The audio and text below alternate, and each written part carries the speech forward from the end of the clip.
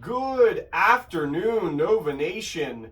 Happy Wednesday, and welcome here to Villanova Sports Talk. One of the last episodes of the semester. Not sure if this will be the last one quite yet, but I'll keep everybody updated as always on my social media. It is a rainy Wednesday here in the Philadelphia area and here on Villanova's campus. I was also just informed a few minutes ago that we may have some power interruptions throughout today's episode. The university is expecting some power interruptions throughout the afternoon over the next few hours.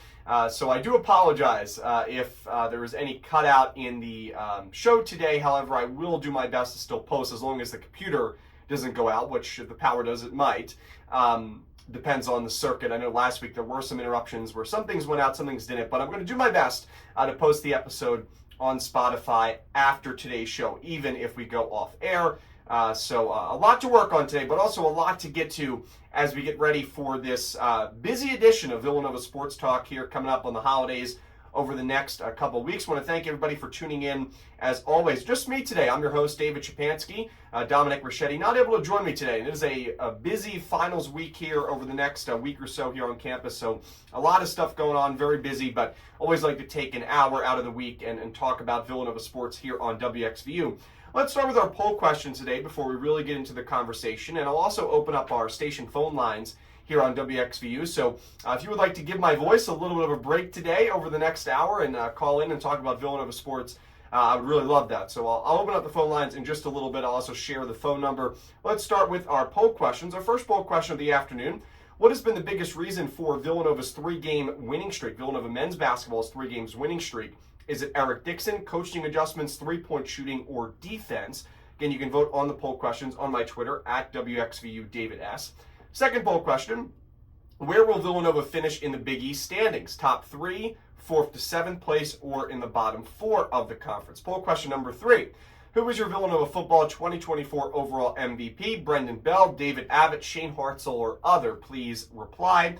And the fourth and final poll question of today's show, what has been the biggest concern for Villanova women's basketball over their last 2 games, which both resulted in losses to Temple and Fairfield? Is it the inconsistent offense, defense, lack of intensity, or other? Please reply. And I'll give my answers throughout the show. Also, as I said, if you'd like to call in, you can do so. Of course, you can vote on my Twitter and get involved on my Twitter at WXVU David S. Let's start with men's basketball here on this Wednesday, December 11th. And a lot to get to because Villanova, they are on a 3-game winning streak. They have won 4 of their last 5 games. They played in the Philly Big 5 Classic on Saturday in the 3rd place game against the Temple Owls. They won that game, blowout win, 94-65 in favor of your Wildcats. But also a game tonight at the Finner Pavilion, the final non-conference game of the season, as Villanova will take on FDU Fairleigh Dickinson coming up at 7 p.m. tonight. Our WXVU coverage of tonight's game will begin at 6:30 p.m. with the pregame show, as Nathan Mather will be holding it down here in our WXVU studio. And then Ryan Scanlon, Stephen Kane, and I will have the call tonight again at 7 p.m. Let's start, though, with Villanova's win against Temple on Saturday at the Wells Fargo Center, 94-65. And the Wildcats, this was a game where they really dominated from the beginning. And this was really what you expected. Villanova had the talent advantage. They were about 10-point favorites when you looked at the Vegas odds heading into this game. And Villanova took care of business. They outscored Temple 45-29 in the first 20 minutes, and they outscored Temple 49-36 in the second half. So Villanova scored at least 45 points in both of the halves against Temple on Saturday. Some other stats, Eric Dixon scored 24 points for the Cats to lead the way, also had 6 rebounds and 2 assists. And Dixon is still the second leading scorer in the nation, averaging more than 25 points per game. He's behind Anthony Roy, Green Bay's Anthony Roy, who's averaging 28 points per game. It was interesting because the other day Anthony Roy did not play for Green Bay, and there was thought that maybe there was an injury. No, it was just he did not play due to some, it seemed like possibly missing practice or shoot around. He put out a statement on his Twitter that I will try to find if I can. Let's do a quick search. I thought I might have had it up, but I'll bring it up throughout the show. So Roy missed the game the other day, but it was posted on Twitter from a user at Joey DuBois TV. Talked about how Green Bay's head coach Doug Gottlieb said that Anthony Roy was not playing his way, apparently, in the press conference. And then he did put out a statement, Anthony Roy, talking about him missing the last game on Saturday for Green Bay. Here is his statement, Anthony Roy. I want to start by apologizing to my teammates, my coaches, and everyone who supports our team. Missing shoot-around yesterday was completely unacceptable. I take full responsibility for my actions, and I understand how my choices impacted not just me, but the entire team. I let down the people who count on me, and that's the leader I strive to be. Sitting out against Cleveland State was a very humbling experience. From here on out, I'm committed to holding myself to the highest standard, not just in how I play, but in how I carry myself as a teammate and as a representative of this program. To my teammates and coaches, thank you for holding me accountable. I do everything I can to lead by example from this point forward. So big news, I mean, just in the race to be the leading scorer in the country, and there's obviously still a long way to go, right? There's conference play coming up, which obviously things will get tougher for Villanova and Eric Dixon, but Roy did not play. He's still at 28 points per game. I probably didn't favor Eric Dixon a whole lot because, if Anthony Roy plays more consistently, he probably won't get to that 28 points every single game.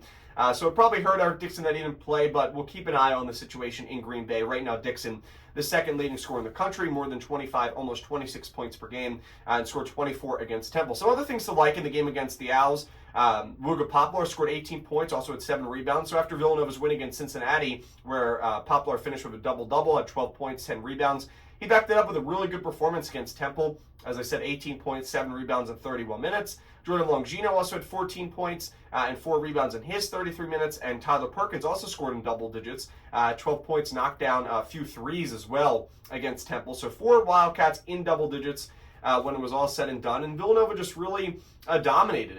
Defensively from the start, they put a lot of pressure on this Temple Owls offense. And Jamal Mashburn Jr., who was the 11th leading scorer in the country coming into that game against Villanova, he still got his points, right? He still scored 20 points. We talked about it on the broadcast. But Villanova was really able to shut down the supporting cast around him.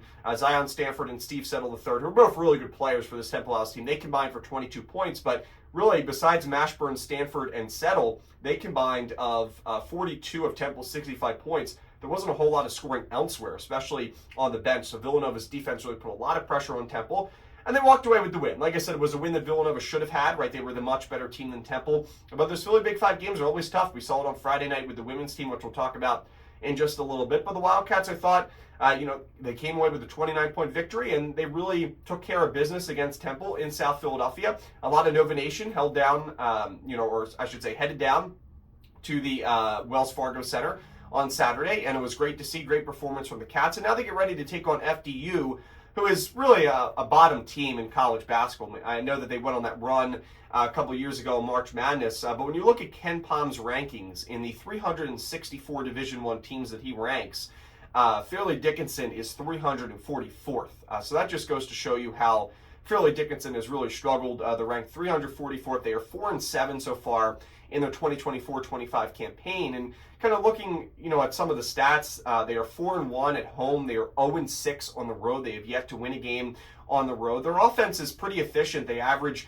about 81, 82 points per contest. Terrence Brown is their leading scorer. Brown averaging almost 22 points per contest, 21.7 to be exact, also averaging 6.3 rebounds per game, and shooting 50% from the field, 37% from behind the arc. So Terrence Brown is going to be the top player to watch tonight for FDU. But they also have 2 other scorers who are averaging double digits. You look at Dylan Jones as well as Joel Emmanuel. Both of those players averaging more than 10 points per game. Dylan Jones averaging 12.6, Emmanuel averaging 10.6. And both of those players, they're shooting pretty well from the field. Dylan Jones, 44%. Joel Emmanuel shooting 51%. But Dylan Jones can also shoot the ball well from behind the arc, 44%. And as a team, this Fairleigh Dickinson team, they will shoot 47% from the field. They shoot 38% from behind the arc. And that's really going to be an interesting battle because Villanova in the game against Temple, they tied a program high in a game for team threes made with 19.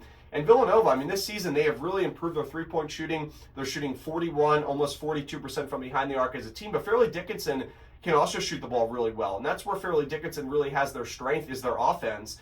So they're shooting, 38% from behind the arc this season. And it's definitely going to be a battle to watch of who can shoot the ball well, or better, I should say, because Villanova's proven that, they have really improved their three-point shooting throughout this season, but they still will have inconsistencies at times, as every team really does. But I'm excited to see how Villanova handles that battle tonight in the three-point shooting contest at the Finn. So 81, 82 points per game for Fairleigh Dickinson. Their defense is their biggest weakness. They're giving up 80, 81 points per game. And in addition to that, I mean, they're really allowing a lot of field goals, right? 45% from the field they're allowing their opponent to shoot, 31, almost 32% from behind the arc. And, you know, you look at their opponents they have faced this season, Fairleigh Dickinson, as I said, they're 4-7. They started off the season with, at Miami, I should say, in Florida. They lost that game 113-72, Ruga Poplar's old team. Then they beat Purchase 112-72 at home. Then they lost back-to-back games on the road against good programs at Creighton, Villanova's Big East rival, as well as at Nebraska. Both of those games were blowout losses on the road. Then they beat Manhattan at home 85-82, a very close game for them that they probably should have won by more. Then they went on the road to Army West Point, lost that game 84-70. Then they returned home to beat Vermont Tech 107-58. That was a rout on November the 22nd. But since that win against Vermont Tech, this team is 1-3. They have 3 straight losses to St. Peter's, Fairfield, and Fordham. The games to Fairfield and Fordham were both on the road.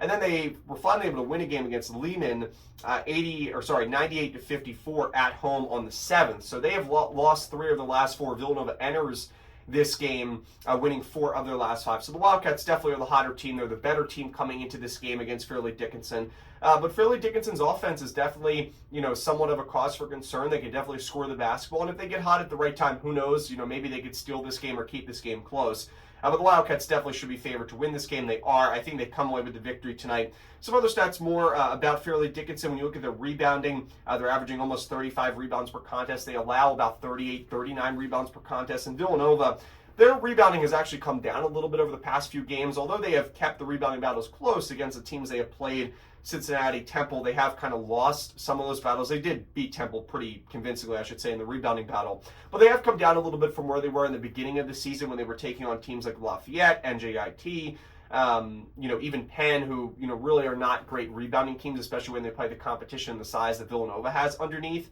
But the Wildcats over the past few games, they have kind of come down from that average. They were averaging around 37, 38 rebounds per contest. Now they're averaging about 36 rebounds per contest. So the rebounding battle may be close tonight against Fairleigh Dickinson, but I think when, you know, you kind of match it up with the opponents that Villanova has faced this season, I think the Wildcats are really in a great position to win the rebounding contest tonight. And when you look at some of the other stats for Fairleigh Dickinson, I mean, they average about 13 turnovers per game, so they will turn the ball over a little bit, which is definitely something to watch. But they do a pretty good job at getting assists. They're averaging more assists than Villanova, about 14 assists per game when it's all said and done. So, you know, this Fairleigh Dickinson does do some things well, especially on the offensive side of the basketball, but they really do struggle defensively. And when you kind of look at the games where, you know, Fairleigh Dickinson has played good opponents, when you look at the games against Creighton, you look at the games against Nebraska, even that game, you could say, against Army West Point, I mean, this team has kind of struggled offensively. They've only scored, in the game against Creighton, they scored 70. Against Nebraska, they scored 60. And against Army West Point, they scored 70.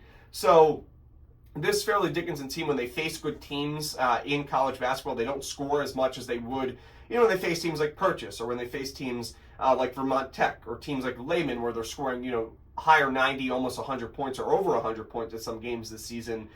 When they face good opponents, they score 60 or 70 points. And if Villanova can do that, hold them to 60, I feel very confident about the Wildcats' ability, especially, you know, with the way they've been playing over the past few games, to score the ball well, especially against a Fairleigh Dickinson team that does struggle. Going back to Ken Pom, as I said, they were 344th in the nation. They are the 279th best team when it comes to their offense and 358th best teams, or 358 of 364 when it comes to Fairleigh Dickinson's defense. So when you kind of look at those stats and look at those numbers, I mean, Villanova should clearly win this game against Fairleigh Dickinson, but it's college basketball, right? And you don't really know what's going to happen, even though Villanova is favored on paper. But it's going to be interesting to see if Eric Dixon can continue his streak as one of the top leading scorers in the nation. Kind of just looking at some other stats here for this game tonight, looking at the Vegas odds, right? I talked about Villanova was favored by about 10 points over Temple in that Philly Big Five Classic game on Saturday. They are favored by 29.5 points, or at least that's where they opened according to ESPN. They are now 28.5 point favorites against FDU tonight, which is a lot, but I think it shows you how, you know, Fairleigh Dickinson and the Knights have really struggled this season, 4-7, but really those 4 wins were not against anybody impressive. I mean, Purchase, Manhattan, Vermont Tech, and Lehman are all schools that they should have beaten, are all pretty you know, bad programs right now in college basketball. When they have faced good opponents, even opponents like Fairfield and Fordham that are pretty middle of the road, they have lost. They lost to Fairfield by 4. They lost to Fordham by 9. So Villanova should easily win this game tonight, but it should be a good one, right? And the Wildcats can continue to build their confidence heading into Big East play against Seton Hall with a win tonight against Fairleigh Dickinson. The Wildcats are 6-4, trying to improve to 7-4, and build a 4-game winning streak, right? They've really found something over the past few games. That has been the biggest positive.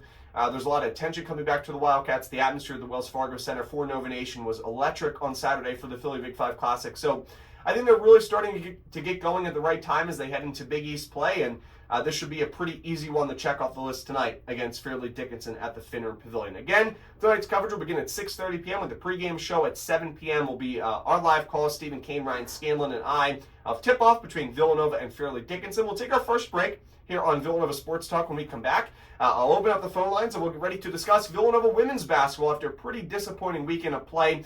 A loss on Friday against Temple and a loss on Sunday against Fairfield. We'll discuss that and so much more on the other side of this break. You're listening to Villanova Sports Talk here on WXVU.